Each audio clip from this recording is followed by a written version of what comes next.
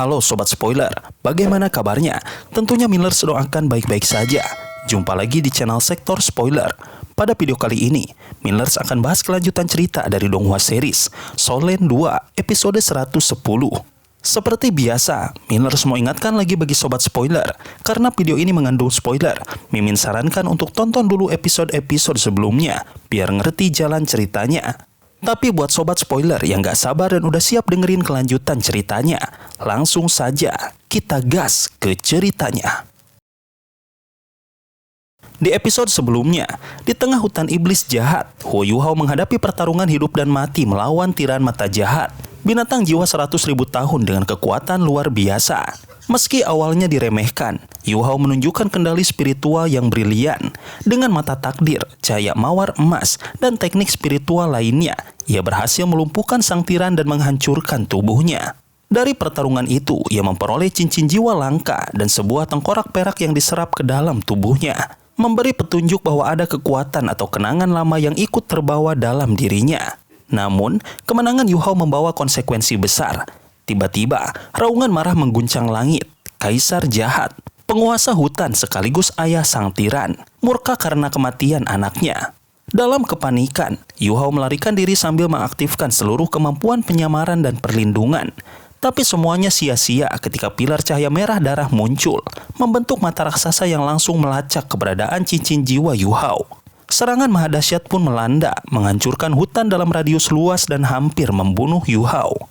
Beruntung, kemampuan tulang tengkoraknya melindunginya dari serangan spiritual maut itu. Meski selamat, tubuhnya lemah dan laut spiritualnya nyaris kosong. Dengan sisa tenaga, ia menggunakan baju tempur jiwa untuk melarikan diri secepat mungkin. Tujuannya hanya satu, keluar dari hutan sebelum kaisar jahat turun tangan langsung. Ia tahu bahwa waktu terus berjalan dan keselamatannya bergantung pada kecepatan serta kecerdasannya. Sementara itu, kota Shrek juga tengah menghadapi serangan besar dari pasukan binatang buas. Serangan awal berhasil dipatahkan dengan meriam super. Tapi keadaan berbalik saat Biji, angsa Zamrud penyembuh legendaris, turun ke medan perang. Ia membangkitkan kembali pasukan binatang buas, memulihkan luka mereka, dan memberi mereka kekuatan baru. Penatua Song dari Shrek terbang untuk menghentikannya. Serangan-serangannya tajam, cepat, dan menghujam. Tapi Biji bertahan, dan bahkan saat seekor harimau emas bersayap datang membantunya, Penatua Song tetap bisa menghalaunya. Namun, keseimbangan berubah ketika cahaya ungu menyapu langit. Di Tian, makhluk buas terkuat di dunia datang membantu. Dalam sekejap, tekanan spiritual di Tian melumpuhkan satu demi satu lawan. Bahkan Penatua Suan pun tumbang, diselimuti petir ungu mematikan. Saat semua harapan nyaris hilang, cahaya emas memancar dari arah kota Shrek. Naga emas raksasa muncul, membawa kekuatan roh Penatuamu yang selama ini bersemayam di pohon emas. Ia muncul untuk satu tujuan, melindungi kota Shrek. Di episode selanjutnya, di tengah pertempuran yang kacau, Penatua Suan jatuh dari langit dalam kondisi sekarat setelah bertarung melawan Ditian. Harapan seakan sirna ketika Ditian melesat turun, berniat menghabisinya. Namun, dari arah timur, cahaya emas bersinar terang. Mu'en, dewa naga Doulo yang diyakini telah tiada, muncul dalam wujud roh dan menyelamatkan Suan. Ia langsung menantang Ditian, memulai pertarungan sengit antara cahaya emas dan ungu di langit. Mu'en menyatakan tekadnya melindungi Shrek meski harus mengorbankan dirinya. Ia memperingatkan bahwa menyerang Shrek bisa membangkitkan murka para dewa. Tapi Ditian tak gentar, menganggap Mu'en hanya bayangan kekuatan lama. Dalam keadaan genting, Mu'en memanggil nama Suanzi dan Tauti. Seruan ini membangkitkan kekuatan sejati Penatua Suan. Tubuhnya bersinar dan mulai berevolusi. Dengan bantuan roh Mu'en, Penatua Suan berubah menjadi wujud sejati Tauti, makhluk legendaris dari 9 anak dewa naga. Sosoknya menyerupai kambing dengan taring dan sorot mata penuh wibawa.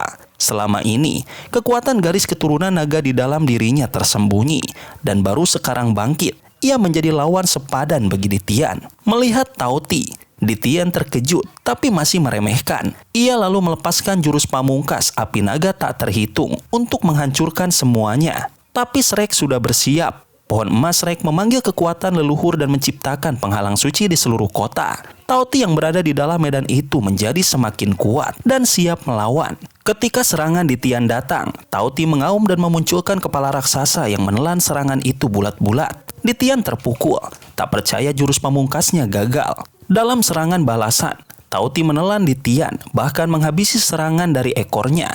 Ditian berusaha melawan, tapi tak bisa lepas dari cengkraman makhluk buas itu. Sebelum lenyap, Ditian sempat mengirim perintah terakhir, memanggil semua binatang buas menyerang kota Shrek. Langit menjadi gelap dan gelombang pertama serangan datang seperti banjir. Sising langsung memimpin serangan balik, dan Meriam Zug menghantam formasi musuh untuk memecah kekuatan mereka. Pertahanan Shrek semakin terorganisir. Bom jiwa dilempar, medan berubah menjadi jurang dan parit. Binatang buas yang menyerbu dihantam dari segala arah, disambut serangan para penguasa jiwa dari atas tembok. Gelombang pertama langsung porak-poranda, darah dan api mengubah tanah menjadi medan kehancuran. Sekte Tang datang membawa kabar mengejutkan. Huo Yuhao terlibat dalam konflik ini, dan Wang Qiu'er adalah kaisar binatang. Namun, Yan Shaozi memilih untuk tidak panik. Ia mengerahkan semua alat jiwa Sekte Tang untuk membantu pertahanan. Dan pasukan mereka langsung menyebar, memperkuat titik-titik penting di kota. Saat meriam mulai panas dan harus berhenti, Sising mengaktifkan penghalang pelindung. Gelombang demi gelombang musuh terpental. Bom dan peluru perak terus dilepaskan. Di sisi lain, Penatua Song menghentikan upaya penyembuhan biji dengan gerakan cepat dan strategi mengganggu, membuat pihak binatang kesulitan menyusun ulang formasi. Melihat kekuatan manusia makin teratur, biji hanya bisa menyaksikan dari langit. Gelombang pertama musuh akhirnya hancur total. Tapi meski kemenangan diraih, semua tahu ini baru awal. Xian Lin menatap langit dengan cemas. Mereka sadar, segel pada Ditian tak akan bertahan selamanya. Sementara bantuan dari kerajaan besar masih belum bisa diharapkan. Strategi bertahan pun disusun. Para titel Doulo akan bertarung dan bermeditasi bergiliran. Sising memimpin serangan balik pertama dengan kekuatan ruang waktunya, membuat ratusan binatang buas lenyap dalam pusaran. Kekuatan manusia berhasil mengguncang barisan musuh, namun malah membawa babak baru yang lebih menegangkan. Saat malam tiba, medan perang jadi lebih berbahaya. Binatang buas kembali menyerang dengan taktik berbeda. Ledakan dan cahaya memenuhi kegelapan. Semua penguasa jiwa berjaga, mempertahankan pertahanan hingga pagi. Ketika fajar menyingsing, medan pertempuran dipenuhi luka, darah, dan kehancuran. 100 jiwa manusia gugur, 500 lebih terluka, tapi mereka berhasil membunuh lebih dari 20.000 binatang buas. Meski banyak alat hancur dan tenaga hampir habis, semangat tak runtuh. Warga biasa pun ikut membantu. Kota Shrek kini bukan hanya akademi, tapi simbol harapan manusia. Meski perang masih jauh dari usai, mereka telah membuktikan satu hal. Semangat bertahan bersama tak akan dihancurkan oleh kekuatan sebesar apapun. Langit kota Shrek belum sepenuhnya tenang ketika para prajurit pembantu ditarik mundur ke dalam kota. Tapi Sising, sang komandan pertahanan, tahu betul bahwa istirahat hanya berarti kematian jika dilakukan tanpa waspada. Ia memerintahkan semua guru jiwa tetap siaga di atas tembok. Pasukan binatang buas terlalu cepat, tak ada waktu untuk tidur. Hanya meditasi singkat di tempat yang bisa mengisi ulang kekuatan sambil menjaga kesadaran tetap tajam.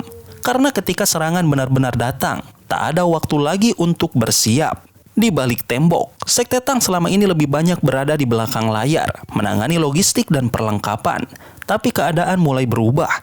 Mo Xuan, satu-satunya anggota mereka yang sudah turun ke medan tempur, menunjukkan peran pentingnya sebagai master pendukung. Ia bukan penyembuh, tapi kekuatan spiritualnya mampu memperkuat para pejuang dan memperpanjang ketahanan mereka. Perlahan, bayangan Sekte Tang mulai bergerak ke garis depan. Sising berjalan menyusuri tembok dengan wajah muram. Ia baru saja memeriksa seluruh sistem pertahanan dan tak menemukan banyak harapan. Prajurit-prajurit kelelahan, jumlah mereka sangat timpang dibanding pasukan binatang buas. Tapi di balik semua kecemasan itu, Sising masih menggantungkan harapan pada satu hal, bantuan pasti datang. Akademi Shrek bukanlah tempat sembarangan. Ia punya hubungan kuat dengan 3 kerajaan besar yang tak akan membiarkannya jatuh begitu saja. Tapi binatang buas juga punya rencana. Mereka tahu menghancurkan Shrek berarti memotong nadi utama pertahanan umat manusia. Shrek bukan hanya sekolah, tapi simbol dan pusat kekuatan. Jika kota ini jatuh, koordinasi militer manusia akan kacau. Maka tak heran serangan kali ini tampak lebih serius dan terencana. Namun, hingga saat ini, belum ada kabar datangnya bala bantuan. Waktu terus berjalan dan ancaman semakin dekat. Saat Sising mulai diliputi keraguan, seorang pria berpenampilan acak-acakan muncul di sampingnya. Dialah Xuan Ziwen, kepala aula alat jiwa Sekte Tang. Dengan tenang, ia menyatakan bahwa Sekte Tang akan menahan serangan berikutnya selama 2 jam. Bukan omong kosong, ia datang bersama lebih dari 300 teknisi alat jiwa dan 61 unit senjata tempur andalan Benteng Jiwa Segala Medan. Xian Lin Er pun mendukung penuh rencana itu. Benteng Jiwa Segala Medan segera diposisikan di atas tembok. Monster logam ini berbentuk seperti landak raksasa. Tubuhnya penuh duri dan kaki logam yang kokoh. Mereka dirancang ulang oleh Xuan Ziwen, memadukan teknologi kekaisaran matahari bulan dengan inovasi Sekte Tang. Masing-masing fort mampu menghadapi serangan darat dan udara, dikendalikan oleh tim kecil yang sudah terlatih. Sekte Tang, yang dulu dikenal sebagai sekte kuno, kini berubah menjadi kekuatan teknologi yang menakutkan. Langit menghitam, raungan liar terdengar dari kejauhan. Bukan hanya pasukan darat yang menyerbu, tapi juga 1000 lebih binatang terbang mulai memenuhi udara. Di antara mereka muncul Raja Merah Darah, salah satu dari 10 binatang buas besar. Pemimpin pasukan udara, Harimau Iblis 6 sayap turut hadir. Gelombang ini tak seperti sebelumnya. Mereka ingin mengakhiri segalanya malam ini. Tapi Xuan Ziwen sudah bersiap. Dengan suara datar, ia memberi perintah pada semua unit. Targetkan pasukan udara. 61 fort mulai memancarkan cahaya merah dari meriam kecil di punggungnya. Energi berkumpul, membentuk gelombang panas yang memekat di udara. Saat sinar-sinar tipis itu menyatu, tercipta bola energi merah yang kemudian meledak seperti pedang raksasa, membelah langit. Harimau Iblis 6 sayap mencoba bertahan, tapi tak sempat. Tubuhnya langsung menguap jadi abu. Sinar itu terus menyapu langit, menewaskan 2/3 pasukan udara dalam hitungan detik. Pasukan binatang buas di darat membeku. Ketakutan melihat rekan-rekan mereka jatuh dari langit seperti hujan bangkai. Tapi Xuan Ziwen belum berhenti. Ia memerintahkan tembakan bebas. Meriam dari semua fort menggila, melontarkan sinar demi sinar mematikan. Gelombang kematian turun dari tembok, menghancurkan apapun yang ada di depan mereka. Tanpa penyembuh seperti biji, luka-luka para binatang buas tak bisa pulih. Yang tersisa hanyalah teror dan kepanikan. Formasi musuh hancur, binatang-binatang buas saling injak, saling dorong untuk melarikan diri. Mastip Iblis Merah Darah mencoba menyatukan kembali pasukannya, tapi gagal. Bahkan raungannya pun tenggelam dalam suara ledakan dan jerit kematian. Ia memimpin serangan terakhir, tapi sinar merah kembali menyambar. Akhirnya, ia memerintahkan mundur. Gelombang kebanggaan mereka berubah jadi kawanan liar yang melarikan diri dalam ketakutan. Sising menyaksikan semuanya dari atas tembok. Terdiam, terpana. Apa yang barusan terjadi bukan sekedar kemenangan. Itu adalah unjuk kekuatan. Dengan hanya 61 unit dan 300 insinyur, Sekte Tang memaksa mundur pasukan raksasa dalam waktu singkat, bahkan lebih cepat dari janji mereka. Kota Shrek selamat, bukan karena jumlah pasukan, tapi karena kecerdasan dan teknologi. Saat perintah pengumpulan cincin jiwa dan tulang mulai disiarkan, Benteng Jiwa Segala Medan mulai bergerak turun seperti laba-laba raksasa. Beberapa bahkan memiliki sayap tersembunyi dan terbang ke medan untuk mengamankan harta dari binatang buas yang gugur. Xuan Ziwen sendiri langsung mengamankan cincin 100.000 tahun milik Harimau Iblis. Semua dilakukan dengan presisi dan efisiensi tinggi. Hari itu, kota Shrek berdiri tegak di ambang kehancuran. Tapi bukan karena kekuatan magis, bukan karena jumlah manusia. Kota itu selamat karena satu hal, kekuatan akal, teknologi, dan keberanian Sekte Tang untuk tampil di saat semua harapan nyaris padam.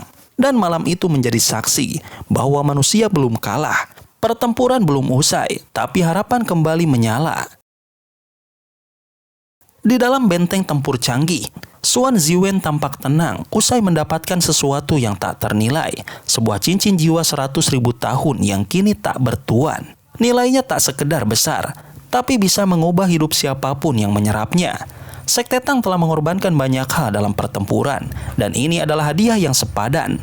Di luar benteng, kendaraan tempur Benteng Jiwa Segala Medan perlahan merayap kembali ke tembok kota, seperti laba-laba baja raksasa, membuat Sising nyaris tak bisa menyembunyikan rasa kagumnya. Sising sempat melirik Xian Lin Er dengan harapan, tapi tak sempat bertanya sebelum Xian Duo muncul dan langsung menyindir isi pikirannya. Sising memang sangat ingin memiliki benteng logam itu, bahkan bersedia membeli ratusan unit sekaligus. Sayangnya, Sekte Tang baru memproduksi 61 dari 100 unit yang dipesan, dan biaya produksinya pun luar biasa mahal. Xuan Ziwen muncul membawa tulang jiwa merah menyala, tulang jiwa 100.000 tahun, yang langsung membuat semua terdiam. Xuan Ziwen menegaskan bahwa semua harta hasil pertempuran adalah milik Sekte Tang. Namun, para murid dari aula alat jiwa muncul membawa puluhan cincin jiwa tak bertuan. Kebanyakan berusia antara 1.000 hingga 10.000 tahun. Sising langsung memesan semuanya untuk memperkuat para prajurit muda Shrek yang selama ini kesulitan berkembang. Xuan setuju, asalkan Akademi Shrek mencatat semua transaksi dan menjamin pembayaran. Ini bukan hadiah, tapi bisnis, dan ia menjalankannya dengan kecerdasan yang dingin. Cincin-cincin itu sangat berharga, namun juga memiliki batas waktu. Jika tak segera diserap, mereka akan lenyap. Kota Shrek bisa bernafas lega. Serangan besar telah mundur, dan semua sibuk memperbaiki peralatan, mengisi ulang energi, dan menyusun strategi. Sayangnya, istirahat singkat itu segera berakhir. Dari arah selatan, biji muncul dengan anggun, diikuti Raja Merah Darah dari timur, dan dari barat muncul sosok menakutkan, Dewa Beruang, pemilik kekuatan 450.000 tahun. Namun dari utara datang ancaman lain, Raja Iblis 10.000, makhluk tanaman yang tampak tenang namun berbahaya. Meski berasal dari spesies biasa, ia menyatu dengan rumput roh abadi, menjelma jadi makhluk gabungan dengan kekuatan luar biasa. Dendam dan kecerdasannya membuatnya jadi ancaman besar. 4 binatang buas besar kini mengepung Shrek dari segala arah. Namun mereka tidak langsung menyerang. Mereka membentuk lingkaran sempurna, mengepung kota dan menebarkan tekanan mematikan. Di balik kekuatannya, Raja Iblis 10.000 menyimpan masa lalu kelam. Ia menemukan rumput roh abadi dan merawatnya hanya untuk memanfaatkannya. Ketika waktunya tiba, ia menyerap rumput itu secara paksa. Proses penyatuan memakan waktu 100 tahun penuh penderitaan. Tapi hasilnya adalah evolusi mematikan yang menempatkannya di jajaran makhluk terkuat di hutan bintang besar Dou.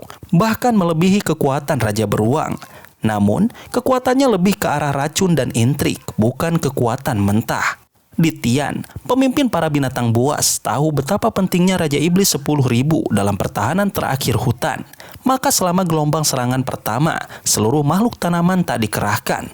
Mereka disimpan sebagai pasukan pamungkas jika segalanya gagal. Kini, dengan pengepungan total, barisan terakhir itu mulai bergerak dan medan perang dipenuhi aura kekacauan dan tekanan yang belum pernah dirasakan sebelumnya. Akademi Shrek tak tinggal diam. Meriam Zug dan peluru dari Sekte Tang menghujani musuh, menewaskan ribuan dalam sekejap.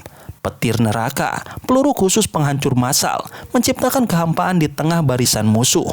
Tapi kekacauan meningkat ketika Biji memanggil semua angsa Zamrud, makhluk penyembuh lemah yang selama ini ia lindungi. Mereka bukan petarung, tapi tak ada pilihan lain.